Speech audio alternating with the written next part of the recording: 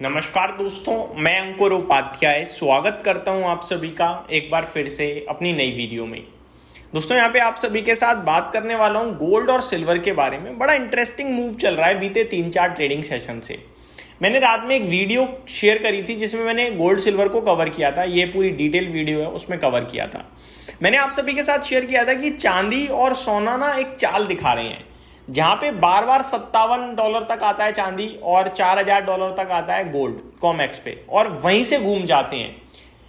तब जब मैंने आपके साथ डिस्कशन किया तो घूमकर करीब $59 प्रति बैरल समथिंग चांदी हो रहा था और 4050 समथिंग गोल्ड हो रहा था। वहां से वापस से गिरावट आई है और ये जो रेंज है ना, ये करीब करीब 5 बार प्ले हो गई, 3-4 बार लगभग बीते 2-3 दिनों में। सेम डे नीचे जाता है, सेम डे ऊपर हो जाता है। अभी वापस से सिल्वर और गोल्ड में गिरावट आई है, जैसे कि चांदी आपके लिए $57.4 प्रति आउंस पे ट्रेड कर रहा है करंट सिचुएशन में, 3.5% की गिरावट है। और गोल्ड $39.75 प्रति आउंस पे ट्रेड कर रहा है, इस समय 1.5% की गिरावट है।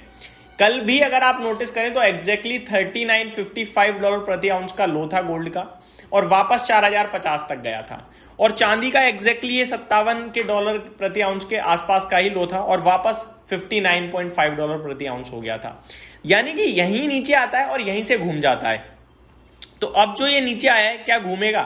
देखो, घूमेगा नहीं घूमेगा ये कहना मुश्किल है, क्योंकि गोल्ड और सिल्वर में हमारे पास कोई इतनी वो तो है नहीं डेटा या पकड़ जो हम आपके साथ रेगुलरली डिस्कस भी नहीं करते।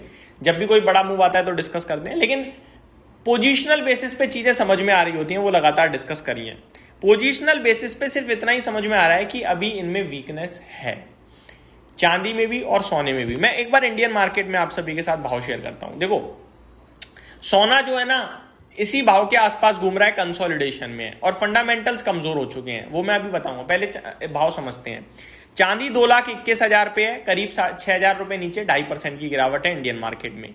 और सोना 1,41,000 पे 1,500 रुपए की गिरावट है, 1% नीचे है। अब आप इंडियन मार्केट में भाव समझो, 1,35,000 बेस है गोल्ड का, ठीक है, वहां तक मैक्सिमम जाता है और वहां से घूम जाता है। सिमिलरली सिल्वर में अभी 2 लाख रुपए का हमने लो लगते हुए देखा था, फिर रिबाउंड आ गया 2,20,000 तक, और अभी 2,20,000-22,000 पे ट्रेड कर रहा है।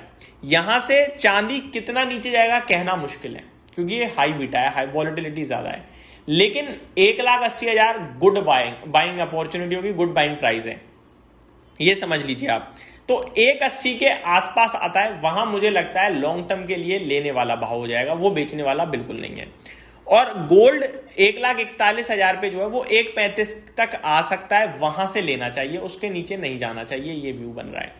अब आते हैं कि भैया इस भाव पे क्या बेच सकते हैं, शॉर्ट कर सकते हैं? तो इसका जवाब है ना, शॉर्ट नहीं करेंगे।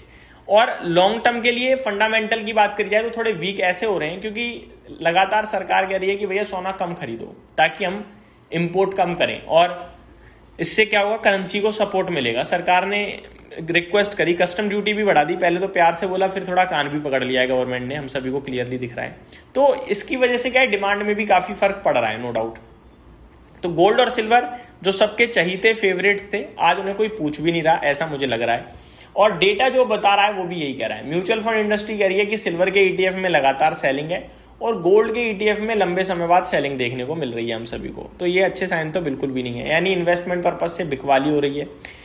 अगर ज्वेलरी पर्पज से देखा जाए तो बाइंग को लेकर सरकार कह रही है कि मत खरीदो, रिक्वेस्ट है, कस्टम ड्यूटी बढ़ चुकी है, उसका इंपैक्ट आ रहा है मार्केट पे डेफिनेटली। तो ये सारी चीजें नेगेटिव हैं।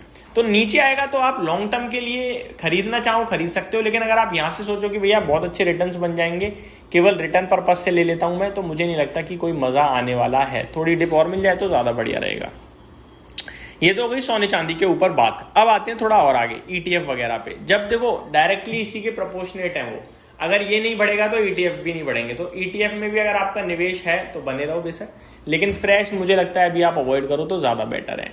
बन नहीं रही है, मतलब बात नहीं है। इससे अच्छा आप अगर निफ्टी का ईटीएफ पे ध्यान दे लोगे तो ज्यादा बेटर हो जाएगा, और स्टॉक स्पेसिफिक ध्यान दे लोगे तो ज्यादा ही बेटर हो जाएगा। ये मेरी तरफ से आपके लिए छोटी सी अपडेटेड वीडियो थी गोल्ड और सिल्वर के प्राइजेस को लेकर। उम्मीद करता हूँ जानकारी पसंद आई होगी। Thank you so much for watching this video. Have a great day guys.